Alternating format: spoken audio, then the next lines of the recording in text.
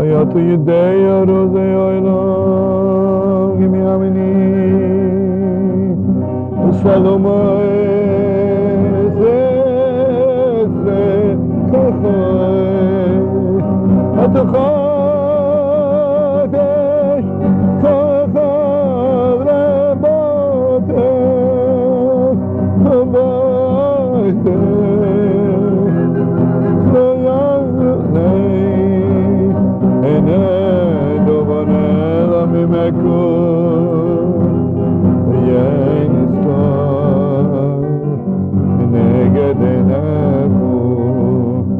So this is what Shem Tov once said, Rabbi Shalom, if you wouldn't do so much sinning all year, where would you hear such a beautiful melody? You know what that means? Something else, right? It's so deep, Only the Baal Shem Tov could say such holy words,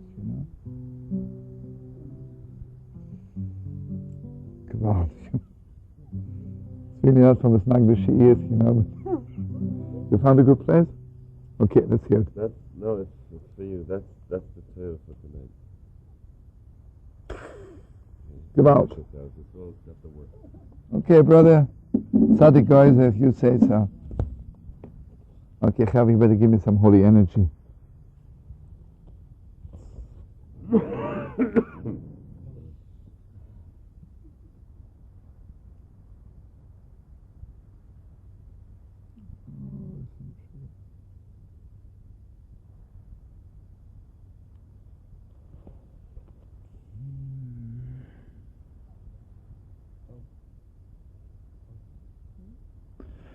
Okay, let me just, before we learn it, I want you really to open your hearts to deeper steps.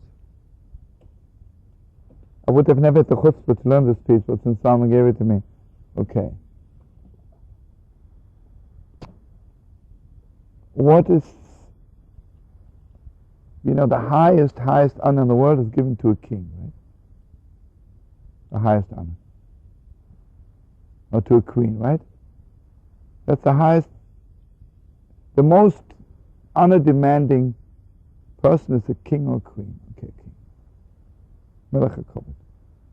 So Rosh Hashanah, the whole thing is obviously to restore God's honor to God, to bring back honor to the world, to bring back the level of honor.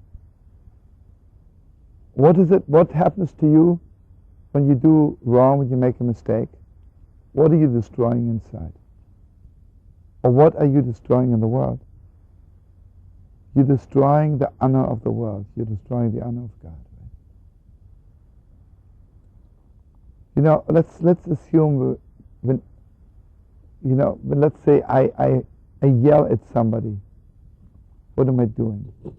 I'm taking away this person's honor completely. Right? But also, in a nutshell, what is honor?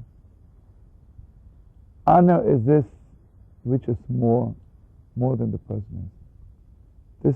This is something so divine. It's more than words, more than I can say, more than I can think. Right? Why is it that the king has a crown on top of him? Right? It means the king is more than he is. Right? The king is 5'2", right? The crown is more, right? Going up to heaven. Okay, now Rav Nachman begins to say, and I want you to think of the deeper steps.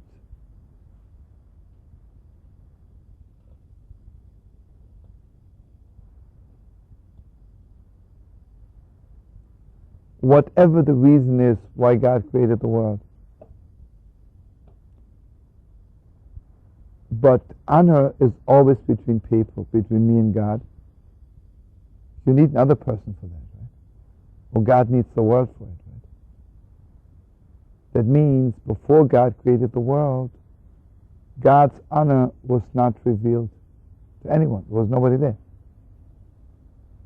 You know what the world is doing?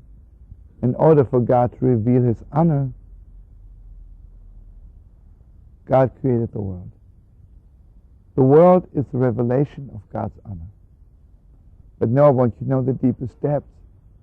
Honor does not mean like President Carter wants to have honor in China when he gets there. God forbid, this.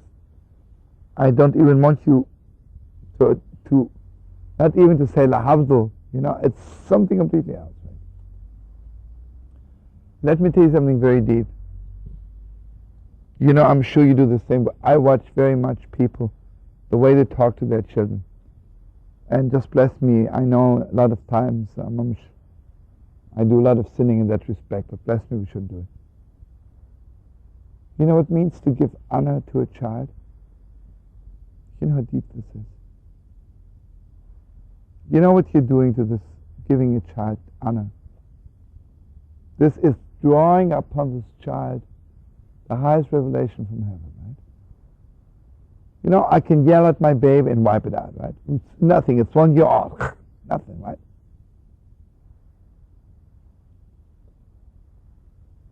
When you give someone COVID, forget about children now, without forgetting it. Giving honor to a person, you know what that means? That means I'm drawing, okay, I want you to visualize it. Imagine there's life flowing down from God to give life to the world. But then there is something coming down from heaven which is deeper than the life which the world needs to live. And that which is deeper is called COVID. The world is filled with God's glory. What does it mean? That means God gives the world more than just life. Mamish, God puts in the world so much honor, so much covet, something, something, right? That's something which is beyond, right? The deepest depths of beyond, right? Why is it when I have a holy book, I kiss the book after that? What am I telling the book? What I'm telling the book is, listen, the words, even assuming that I know every word, which I don't. Let's assume I do know every word. When I kiss the book, I say, there's much more in here than I'll ever know. Right? You know what the high priest, when he was reading before the people on Yom Kippur, he was reading, and you know what he did after that? He was holding up the Sefer Torah. When he would say, like, brothers and sisters, I want you to know there's much more written here, which anybody will ever know. Right? What I read here to you is just a little bit. The Mishnah and Yom Mamish. It's so deep. You know what's happening on Yom Kippur? What was the high priest bringing down to the world? Mamish bringing down God's kingdom again to the world.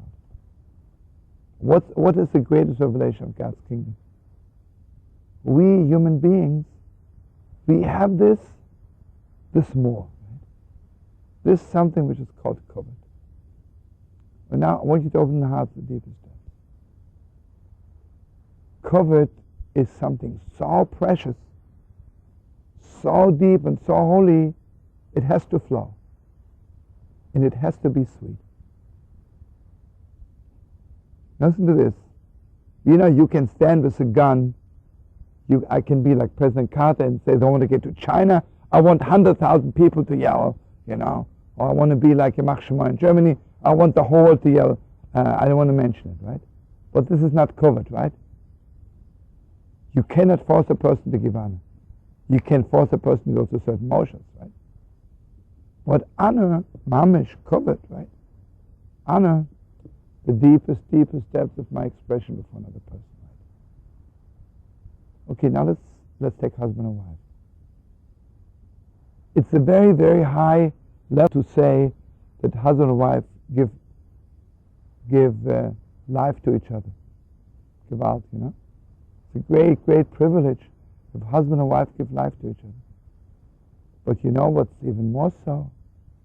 If husband and wife give covet to each other, if they give back this more, this Malay Chalot, this deepest depths of God's revelation in the world. Okay, now listen to this. It is possible to believe in God, like a lot of people believe in God, like a machine. There's a higher being. What's the difference between me believing in God, hopefully us believing in God, and someone says, you know, I believe there's a higher being?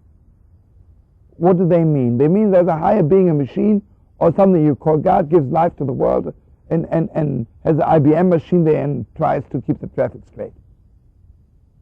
This is not what I mean. What do I mean by God? This more than that, more than all this, right? Not just a little bit more, much more than all this. Much more than all this. Why is it when I'm learning, I don't have to bow down before God? I open the book and sit down and learn.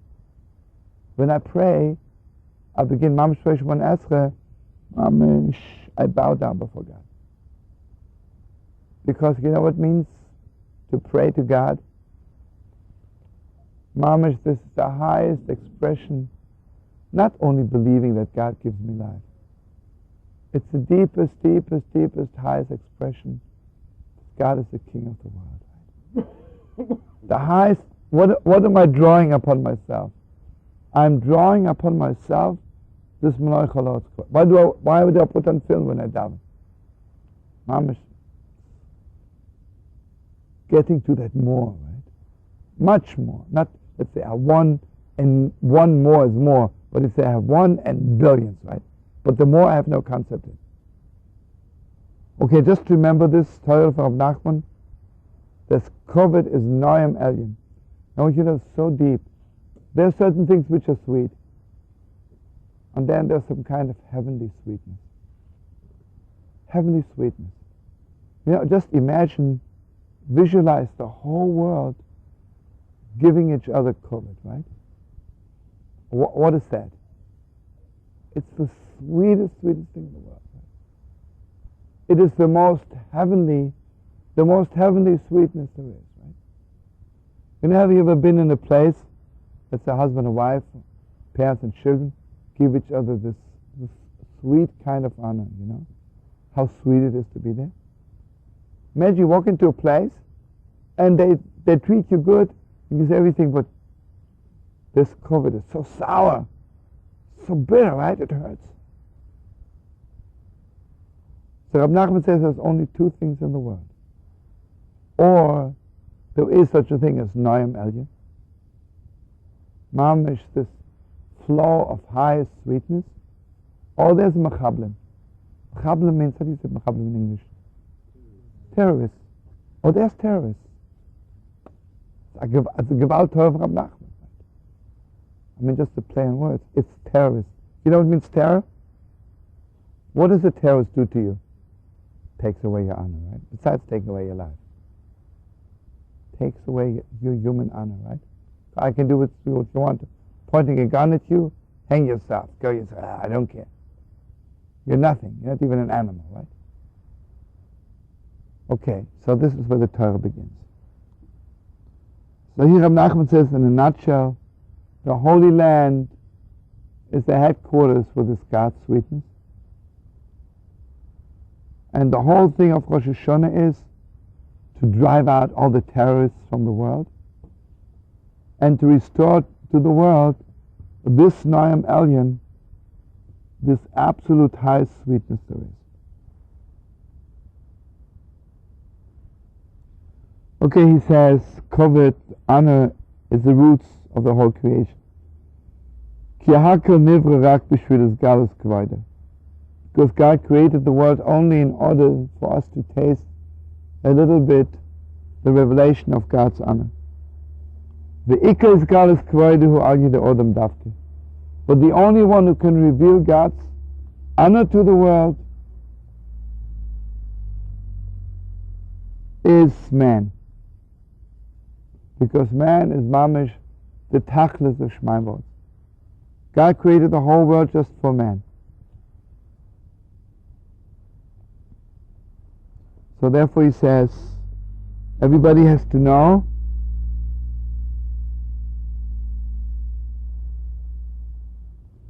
and therefore on Rosh Hashanah, the day when God created man, it's a time to draw upon ourselves this highest of all sweetnesses, this high honor, this mamish, this is so sweet, it is so sweet. You know, let's forget really down to earth. How do you feel when someone doesn't give you honor? You feel so bitter. You feel so ugly. But imagine if a person gives you just a little recognition. How does it feel, right? It feels so sweet, right? Just feels so sweet. And imagine if a person can draw upon you this highest of all sweetnesses, mamish God's glory in the world. And again also, humanly speaking, imagine what we are doing, so to speak, humanly speaking, to God, when we are not giving honor to God. So to speak, humanly speaking, we take away from God all the sweetness. So this happens on Rosh Hashanah. Listen to this. What happens when we blow the shofar? This is just the highest thing to know. When we blow the shofar, we draw upon ourselves this high sweetness, because we mamish say to the world, God is the king of the world. And we bring back to the world God's kingdom. And covet is the highest sweetness there is. That means when we blow the shofar, we bring back the highest sweetness. Okay, I'm here. Okay. Ik heb het dus zelf geschreven.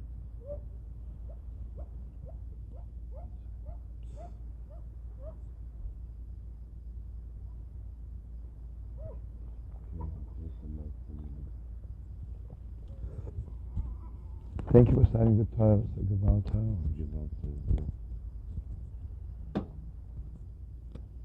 When Shlomo started, I made a note or two here. One of the things came to my mind was that honor isn't being honored these days. You know, honor has lost its honor. Most of the time when we think of someone, to give someone honor, we figure honor is a chicken dinner for UJA donations, you know. That's really the highest. Honor is to call someone to open up the Chodesh so he can stand like a fool in front of it and not know what to do. So the same way as king has become a bubblegum wrapper, you know, has lost its chivas. We don't think of king anymore. So the same way we don't think much of honor anymore. So I wanted to go back to something that Shlomo had said during the week when he talked about Sirius. Do you remember all this was about Sirius? Huh? Friday night? When we're talking about Sirius Solemn, we try to find a word, right? And the issue was, is it heavy? Is it heavy? Or is it just light? You know, in the way in which we assign quality to life. Is this heavy or is it light? So when I want to say I hate it, I curse it, it's the worst thing that ever happened. I should spend my life at all being involved with it. Damn it, yeah. What am I doing? I am Mikalel. I'm making so light. The garnish. And what do I call what I... Shalom, Shana Tova, Kol Tuv, Brachot, Gebenstone zu werden.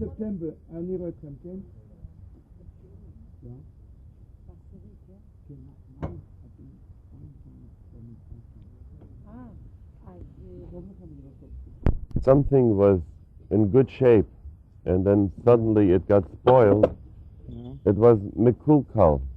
It was made light of. Kozman, it's working right. It's covered. It has weight for itself. But when it's spoiled, it is garnish mit garnish. And so the word kalkel means to make light of again.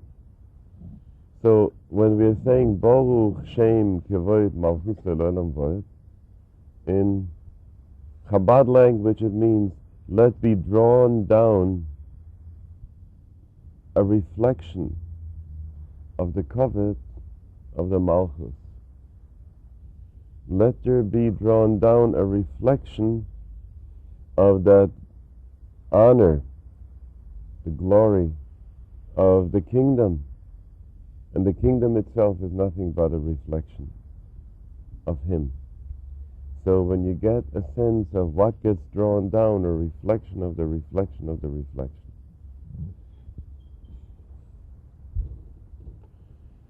So what is the thing that we're saying, Baruch Shem, Baruch Shem? So on Yom Kippur we are calling down a name. Ki bayom hazeh yechaper aleichem. Rabbi Shalom comes down, gives us a new name. Because what happens during the year, every time, what do you say it when you spoil God's covet? You call it Chilul Hashem. You make a hole in God's name. It's like someone takes a knife and stabs the name. So what bleeds out, if you could speak of what's the blood that comes out of the name, is the covet. And what do you call Chilul Hashem again? To make a hole in the name. So the name, when it used to be someone said, for God's sake, don't do this. They wouldn't do it. You know, today you say, for God's sake, don't do it, and say, stop bugging me. Right? For God's sake has lost the whole word, the whole name is lost. So when you can imagine each time when we are asking, it comes before Rosh Hashanah, we want to do Binyan HaMalchus. We want to build up again that kingdom, so that the kingdom should be a healthy kingdom. Like sometimes you meet a person and he radiates forth, he is alive. Sometimes you meet a person, you know, you look at him, the Chavra Kaddish has seen nicer people than him. He looks like that. He gives off an odor of death. You know what I mean? Never the whole body is dead. One second, was at the wedding. So I overheard two people tell each other. One says, at my grandmother's funeral there was more joy than at this wedding.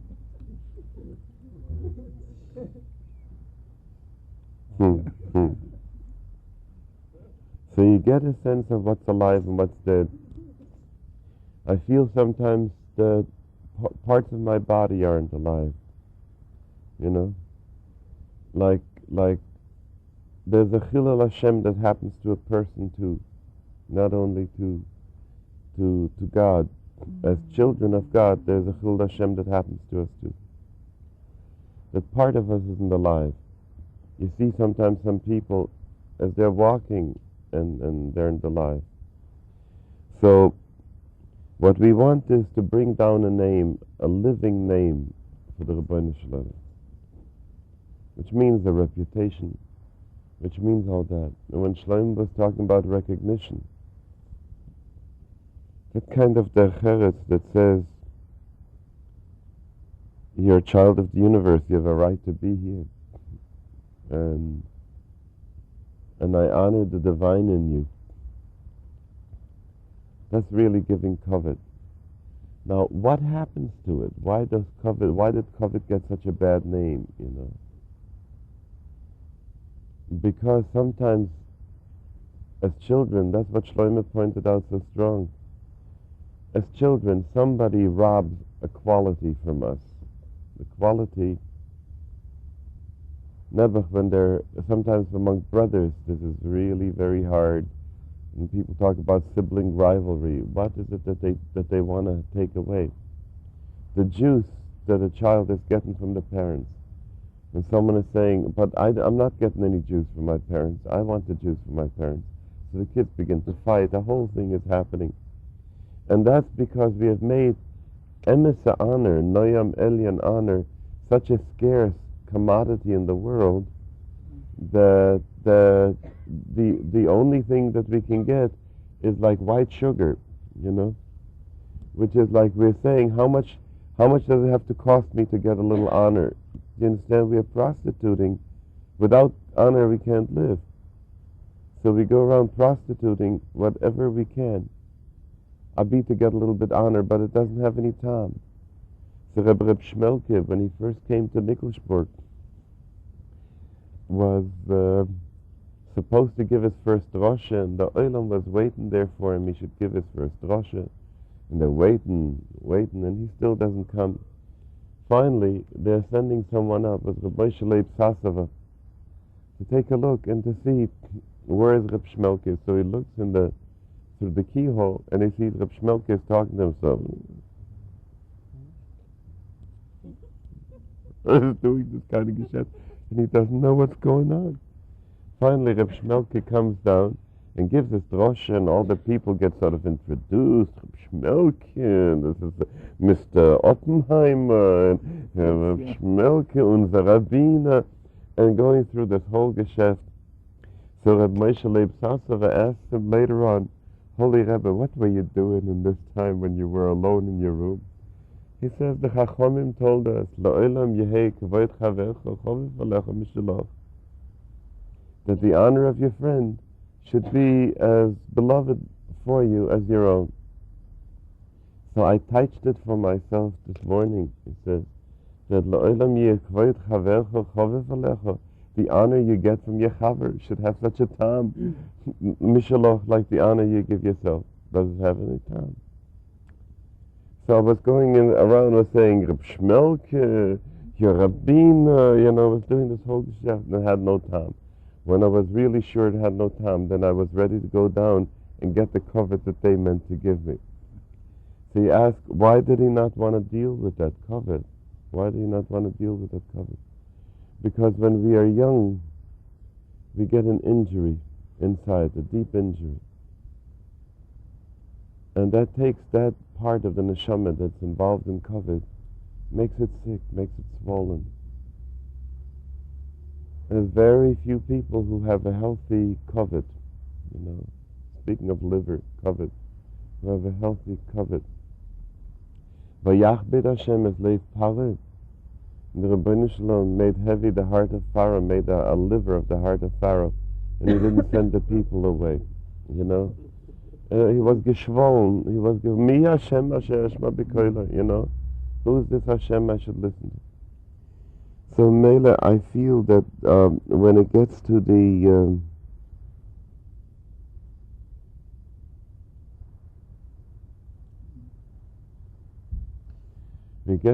thing that we want to bring down on Rosh Hashanah is covet.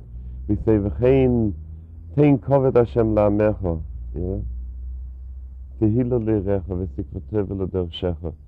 What has happened, I look around the world and see books on comparative religion and this and that, and everybody gets covered there because people hear something there. And about Yiddishkeit, there's very little out in the world that people are hearing. Baruch Hashem, it's getting a little bit better than it used to be 15, 20 years ago. And it sure isn't because of the establishment. It's getting better. Okay. So, Ve'al kein Ika Kedushas Eretz Yisrael Nisgale B'Rosh Hashanah K'may shekosuv Tomid Eine Hashem Elokecha Bo Mereishes Hashanah V'Achas Hashanah. When I go around in Chutz La'aretz, in a minute.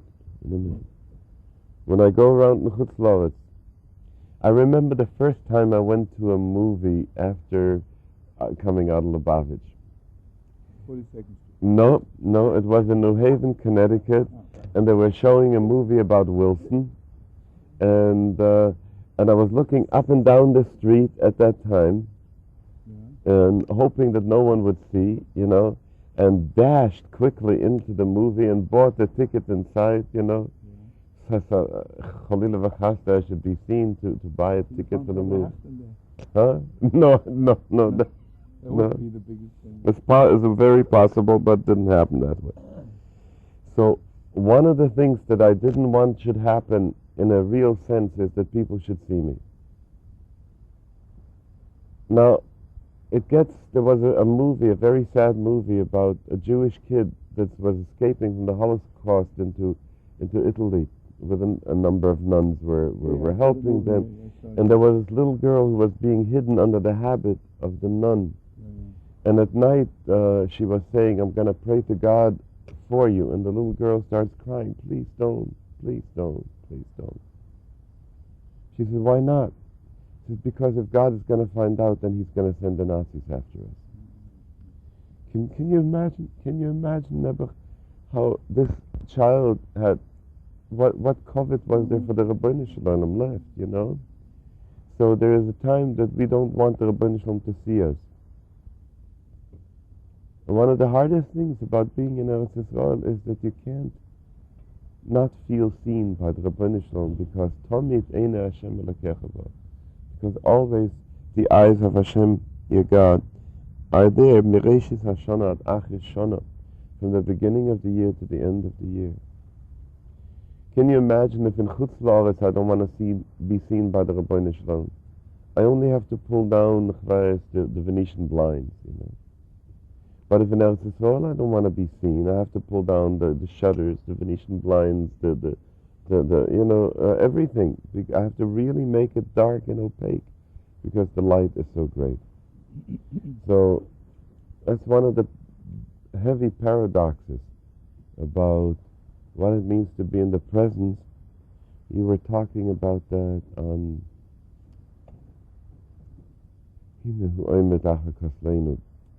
that you stand in front of the kotel and who looks out at you. Right? So you become really aware that Tomid Eina Hashem Elokecha Bo. So Al Kein Tchila Kibush Yehoshua Es Eretz Yisrael Shuknisoson Liyericho Haya Al Yidei Kol Shofar. So how do you go into Eretz Yisrael if there are walls there? Remember, you have to have really big walls to keep the Rabbi Shalom out. So how do you bring down the walls of Jericho? By blowing shofar. So what is shofar? Shofar brings down the Noam Ha'elyon. When Noam Ha'elyon comes, it brings about birth. Are you talking about shofar during Elul or shofar on Rosh Hashanah? He is talking about Rosh Hashanah.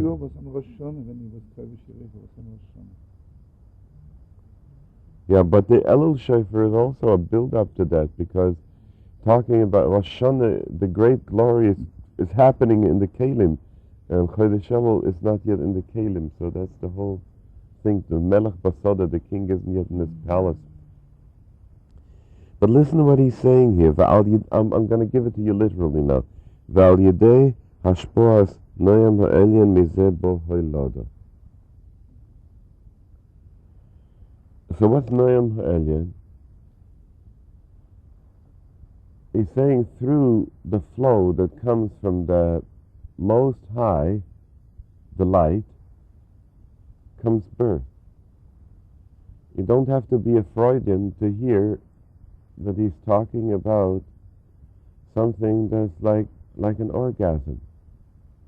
The shofar brings about that should happen to the Rabbi Shalom.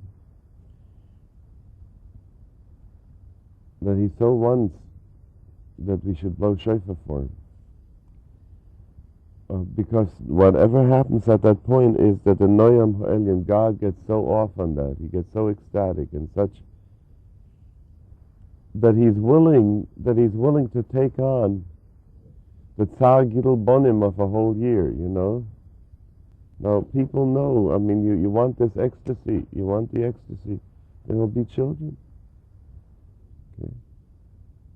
He's willing to have the children at this point, when he has got Tsar Gidul Bonim at the beginning, just for the ecstasy. So out of this comes birth. And all the women whose womb was closed, who didn't have any children, when did it happen? Vashem Polkat Esorov, Kasher Omar, that was on Rosh Hashanah. Val Yidei Kola now, Al Yidei Zenis Gadol Kvodi Yisborach, Shezeu Kol Eskena Rosh Hashanah, נספלל על הסגלוס מלכוסי וכבודי יסבורך שזה תכלס הבריאה כנ"ל. And through all this, there is magnified the heaviness of God, because that's all our business in Rosh Hashanah. Not to come with a shopping list, I need this, I need that, but just to say, Rabbi Shalom, we can't live without you revealing your covet on us. And this is the tachlis of creation.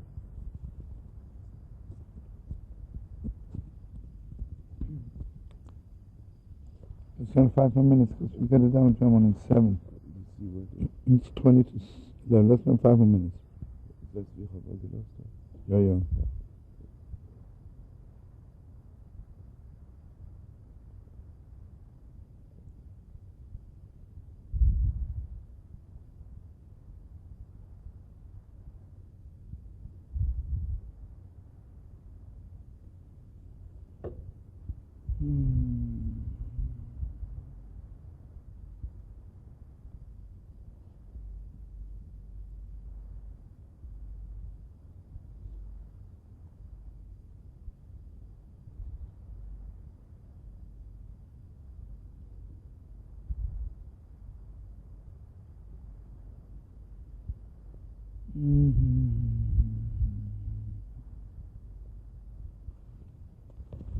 Okay, I just want to say something. Just came to my head.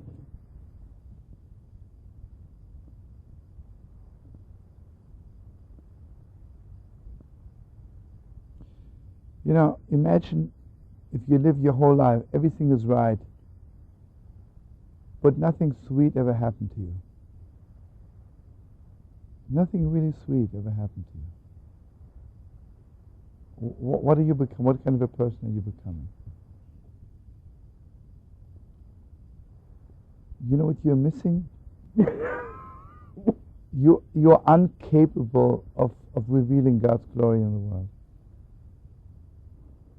Because you are not a vessel. You know, I want to say something very strong. I don't know if I'm right. You know, when the snake came to Eve and said to Eve, all you have to do to be like God is eat this apple and have a certain knowledge of good and evil. Listen to this. You know what covet means also in a very deep way? I only give honor to something which is one in the world, right? Why am I not giving honor to an apple? Because there's another apple. The holiness about human beings is there is no one human being alike than another. Right? But imagine if I say, listen, to be like God, just get yourself a PhD in good and evil, you're like God. It is the utmost cutting down God's covet, right? Because, and I don't say God is special. And the whole thing of Eitz Chaim, you know, it's something very strong, because God says to Eve, listen, you'll have trouble having children. Because what's so terrible in the world? We are not treating children like every child is one in the world, right? Because if I know that my child is just one in the whole world, and I am God's representative to give covet to this child the first few years, to let the child taste God's honor, I'd blow my mind. Let's say in a school, you know what's going on in schools, right? No covet, right?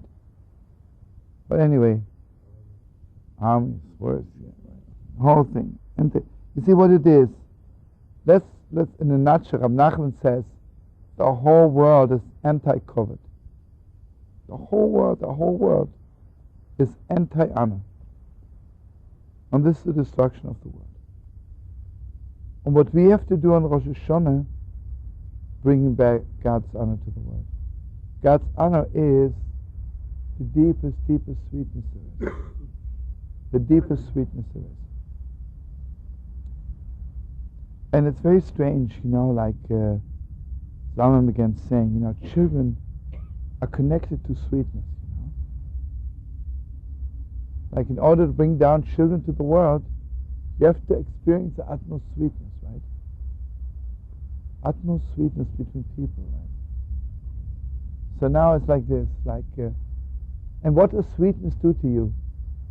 Sweetness gets you in touch with that. It's more than there is, right? It's much more than there is. more than that. And this is called Haloda. Haloda means first there were two people, suddenly it's three, right? And to be aware of this, okay, there's God, there's more than that, you know? More than that. All this more.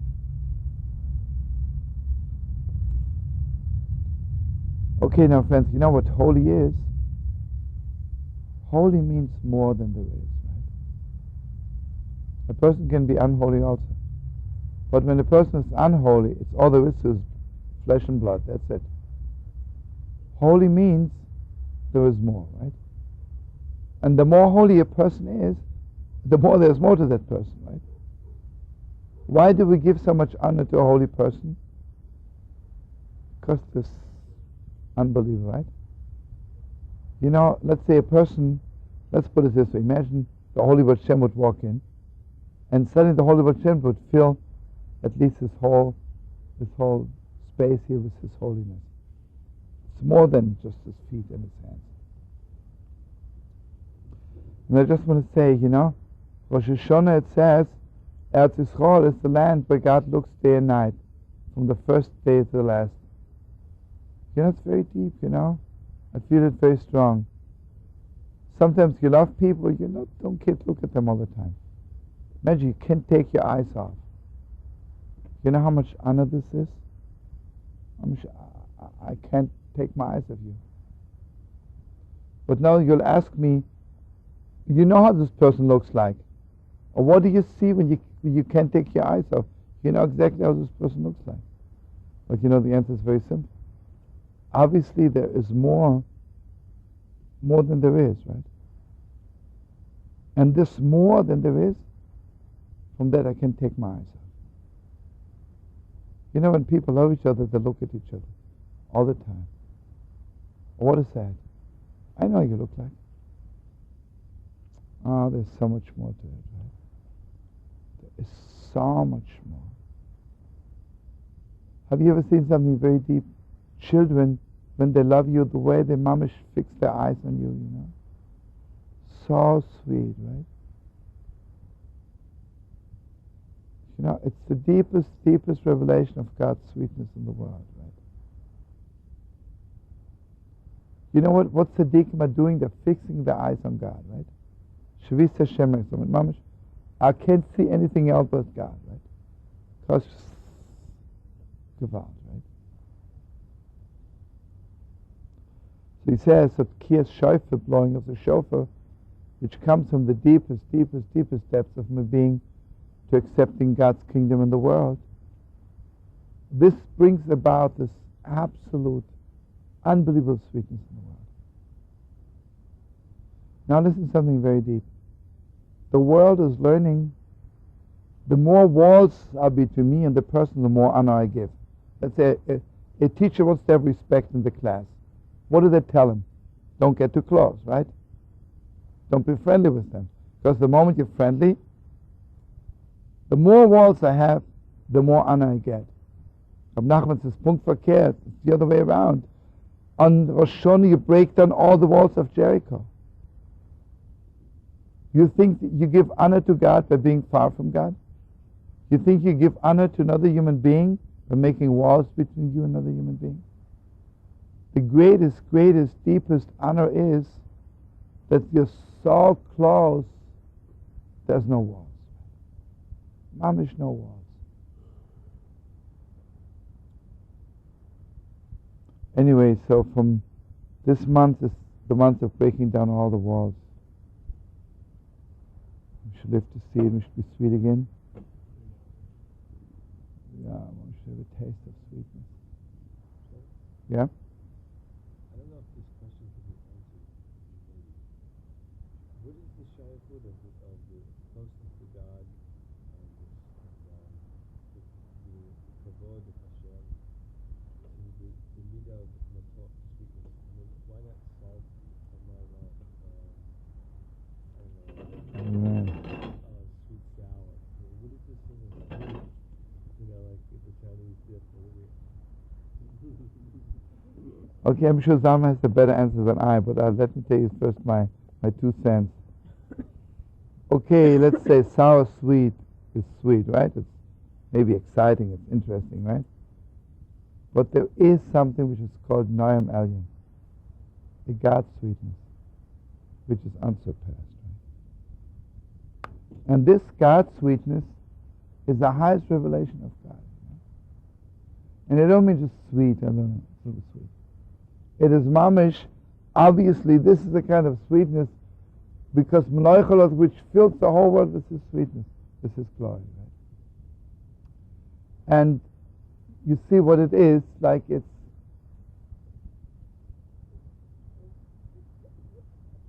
Let me ask you something very deep. What happens to you when you meet a person who's sour? You want to get close to that person? Maybe I should have a bitter taste in the mouth. You want to get away as fast as you can, right? The more sweet a person is, the more you want to be close, right?